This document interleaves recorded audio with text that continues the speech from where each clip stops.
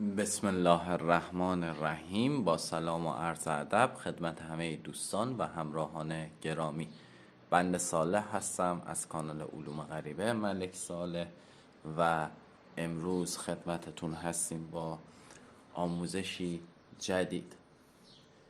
امروز میخوام با شما وارد یه دنیای خیلی خاص بشم، دنیای پنهان و اسرارآمیز که بهش میگن اسطوره های علوم غریبه.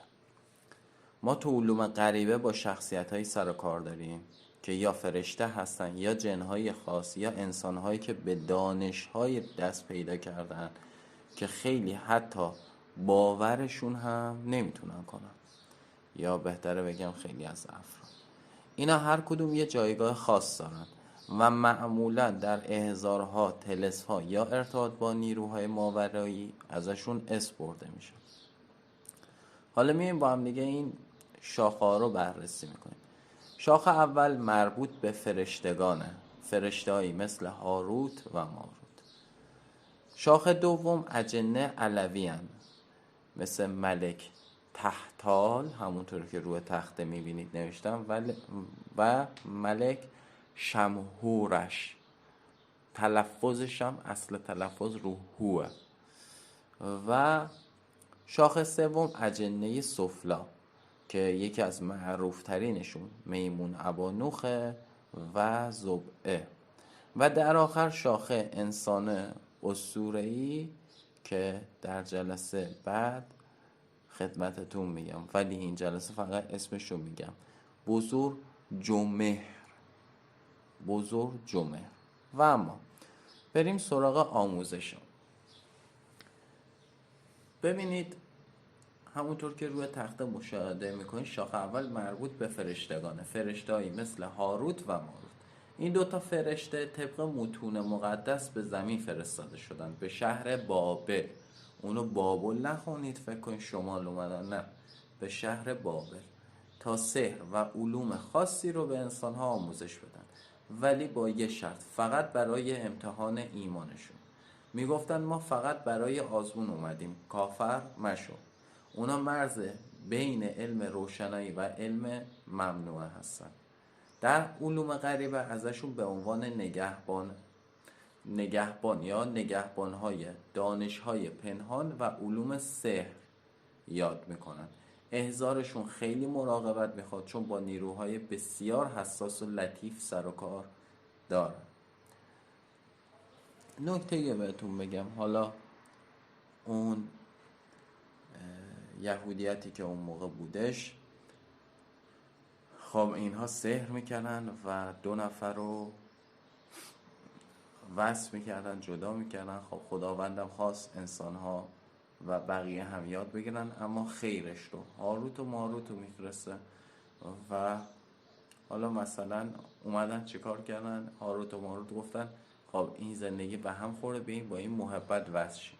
اون آدم بعدها اومدن همینو برعکس کردن، شد جدایی. البته این برای اون موقع است، یه توضیح کلی. اما شاخه دوم، یه لحظه به عکس دقت کنید روی تخته. ببینید هاروت و ماروت رو نوشتم اصلیا، اون اصالتشون فرشتگان آزمونگر هست، یعنی فقط برای آزمون اومدن. محل ظهور یا حضورشون شهر بابل و هدفشون تعلیم سحر به انسان برای آزمایش ایمان. ویژگی هاشون هم گفتم مرز میان علم نورانی و علم ممنوعه رو مشخص میکردن. خب حالا بریم شاخه اجنه علوی یا جنهای آگاه. اینا جنهایی هستن که از جنس نورن، دانا و باوقارن. 2 تا شخصیت معروف تو این شاخه هست. اولی ملک تحتال. یه نکته ای هم اینجا آموزش بدم، ملکل تحتاله. حالا چرا ملکول؟ ببینید ملکو به معنای پادشاه با فتحه بر میم و کسره بر لام، ملک یا ملکو. و تحتالم با تای مفخم و هجای سنگینه، هجا اول ساکن، هجا دوم فتحه کشیده است، یعنی ملکل تحتال. اینطور تلفظ میشه اگه بخوایم بگیم. خب داشتیم میگفتیم اولش ملک التحتاله، پادشاهی که به عنوان نگهبان خزائن غیبی شناخته میشه. همونطور که رو تخته میبینید طایفش ملوک علوی یعنی جنهای نوری و دانا، قدرتش دروازه‌بان اسرار غیبیه یعنی خزائن العلوم. کاربردش چیه؟ گشایش قفل‌های معنوی و ارتباط با اسرار. اما طلسم‌هایی که با تحتال کار میشن معمولاً برای گشایش اسرار، یافتن گنج یا درک رازهای باطنی هست. بیشتر توضیح نمیدم. و شخصیت دوم ملک شمهورش، یه بار دیگه تلفظ میکنم، ملک یا ملکل شمهورش یا هورش، دقیق تر و درستترش شمهورش هست. طایفش همونطور که نوشتم خب بنی الملوک، طایفه نور و ظلمتی. اما چه چیزهایی بهمون میده؟ من یادم رفت بین بصیرت و مکاشفه و آموزش علوم سری ویرگول بزن بخش. اما قدرتش چیه؟ یعنی چی به ما میده؟ بصیرت، مکاشفه و آموزش علمهای سری. کاربردش دقیقاً چیه؟ احضار ارواح، تسخیرات روشنی، یعنی احضار ارواح و تسخیرات روشنی. ببینید یه شخصیت خیلی پررنگ توی متون قدیمی میگن استاد مکاشفه است، یعنی کمک میکنه تا بینش درونی یا همون چشم سوم باز بشه. ازش برای آموزش علوم سری و تسخیرات روشنایی و حتی احضار ارواح دانا استفاده میشه. یعنی چی؟ یعنی شما میتونید با ملک شمهورش ارواح اساتید گذشته رو احضار کنید از عالم دیگر و بشینید ازش چیزی یاد بگیرید. و فکر میکنم برای این جلسه بس باشه. حالا اگر کسی سوال خاصی داشت بپرسه. جلسه بعد هم که گفتم که در مورد چه چیزی میخواییم بهتون آموزش بدیم. و اگر بخوام در مورد تحتال و شمهورش مطلب بیشتری بهتون بگم یا بهتون بدم، میتونم بگم دوستان میتونم این کارو بکنم، ولی باید ظرافاتی رو رعایت کنم. ببخشید دوستان، من سرفم گرفت ویدیو رو مجبور شدم قطع کنم. اگه بخوام در مورد این دوتا اجنه یعنی ملک تحتال و ملک شمهورش بیشتر توضیح بدم، میتونم بگم مثلا ملک تحتال رو تو کتاب‌هایی مثل غایة المرام، شمس المعارف کبری و نسخه احضار قدیم میتونید پیدا کنید. و ریشه معنای رمزیش یعنی نام او برگرفته از تاه هست، تاها یعنی ت دسته‌دار و ه که تاها خونده میشه، رمز طهارت و نوره. و تال امتداد تعالی است. تحتال یعنی نوری که از بلندی آمده یا حافظه، ساحت علوی. اما نقشش در علوم غریبه خدمتتون عرض کردم، گفتم نگهبان خزائن علم غیبیه. در طلسمات کشف گنج، رمزگشایی مخفی، کشف حقیقت‌ها، گشودن قفل‌های باطنی، نامشو همیشه میبینیم. تو برخی تسخیراتم ازش کمک در آغاز اون تسخیرات ازش میتونید کمک بخواید تا راه باز بشه. اما کاربرد اصلی گفتم که محافظ درگاه احضار، تقویت سحر مثبت و جلوگیری از تداخل شیاطینی، فعالسازی 9 در علوم یا علم، یعنی منظورم معنوی و درونیه.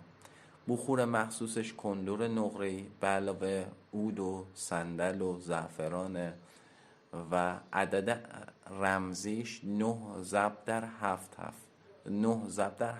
هست یعنی 63، رمز مراتبی آسمانی. ورد نمادینش بسم الله نور النور به تحتال العلا یا حافظ الاسرار به حق اسرافی. و حالا تلفظ سعیترشو مجدد براتون میخونم، با اعرابشم میخونم.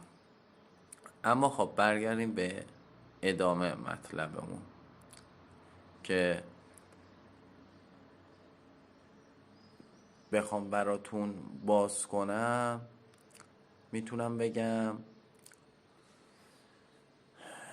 ورد آغازگرشو گفتم، سطح ورودم گفتم و سطح ورود تحتال مقدماتی تا میانیه. اما اگر بخوایم میتونم حالا برای اون افرادی که خیلی درگیر ارتباط هستن و حداقل تو سطح پیشرفته باشن، رسم طلسم مخصوص تحتال آموزش بدم، ختم عملی برای احضار یا اتصال به یکی از این دو ملک، یا حتی میتونم آموزش در ارتباط در خواب هم بهشون یاد بدم. اما ملک تحتال یه اسم رمزی داره، سید المفاتیح یا ابواب البصائر،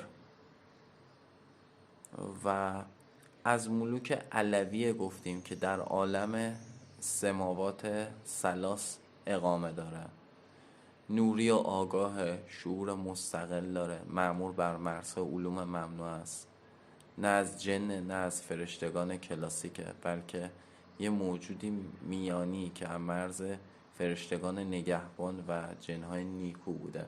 یعنی بخوام بهتون بگم جن مسلمان میشه گفت هست.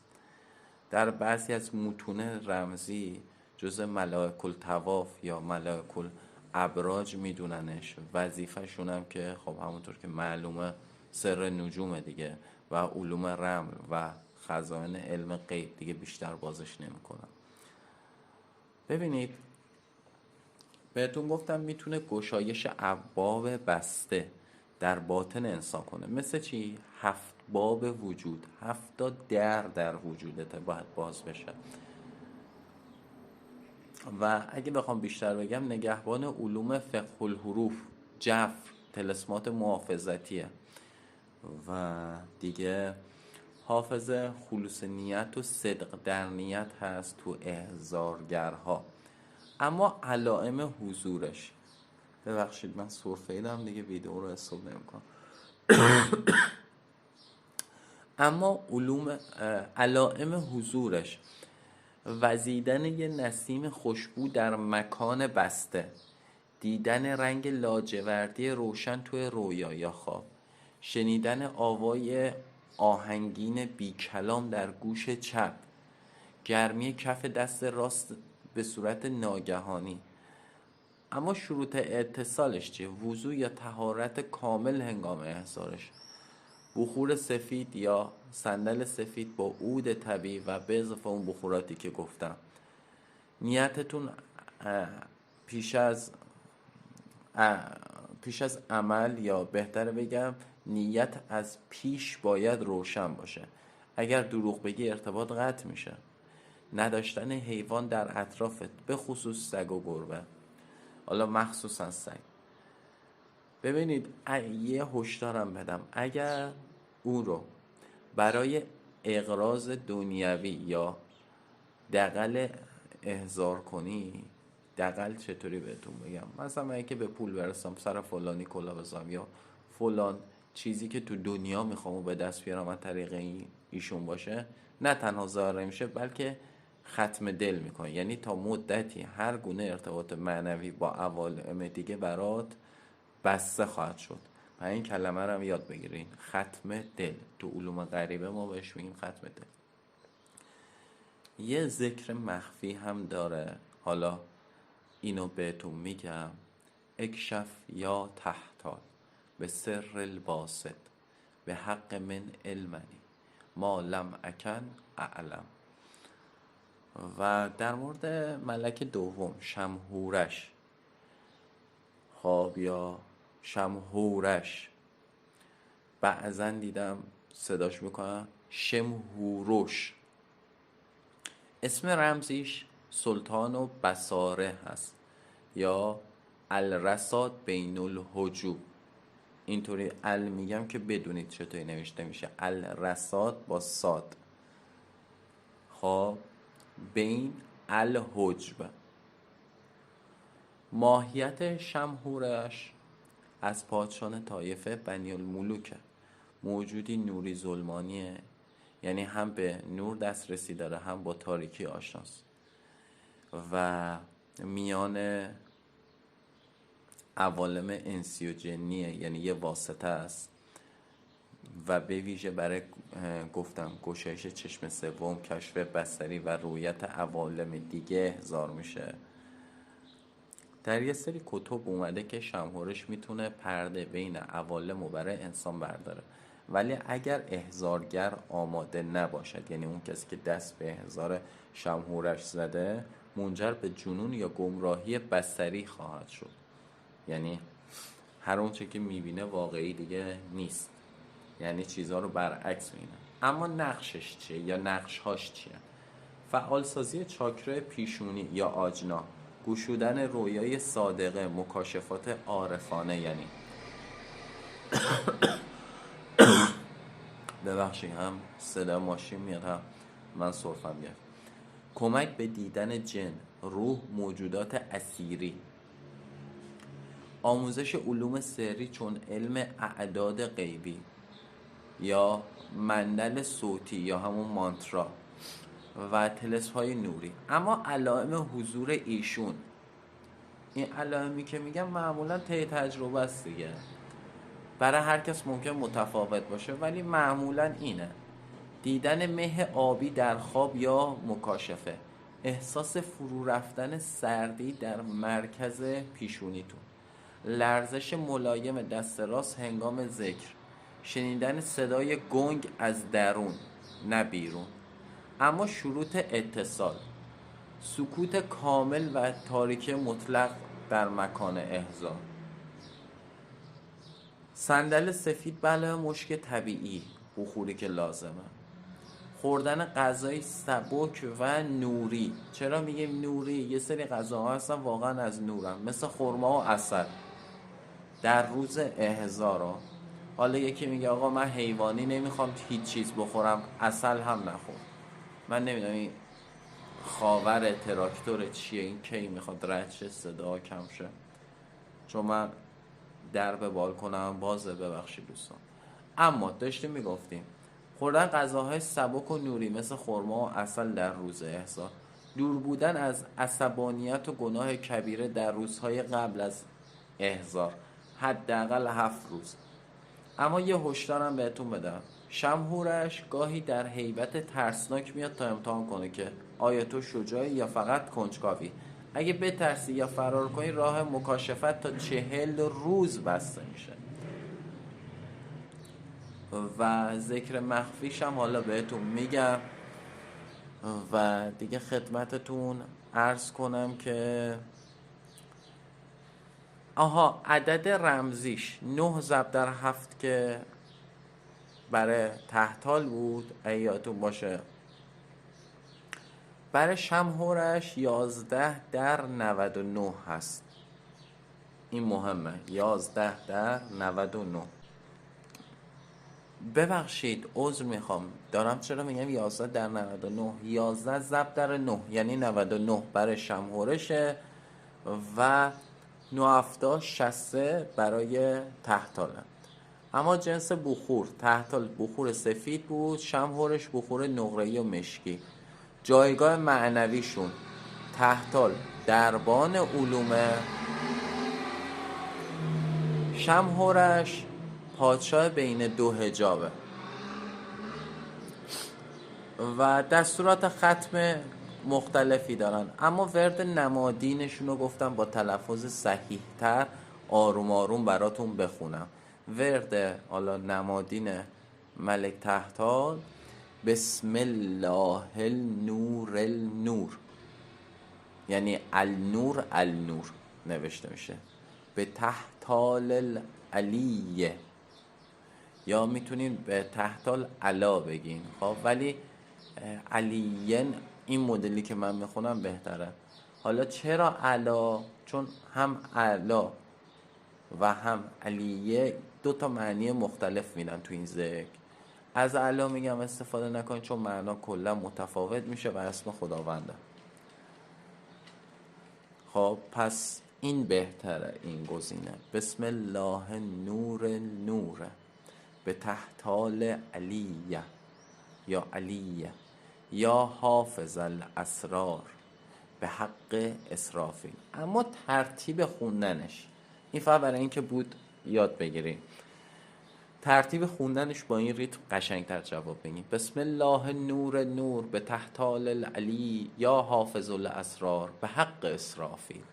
این ریتم خوندن تأثیر بهتر و آوا و آهنگ قشنگتری داره که تو بلند مدت تو اونجایی که میگین تأثیر میذاره. الکی این ذکر رو نگین، ختمش رو نمیدونین نگین، فردا شروع نکنین 10 بار 100 بار یا 10,000 بار این ذکر رو گفتن، چون مشکل براتون ایجاد میشه.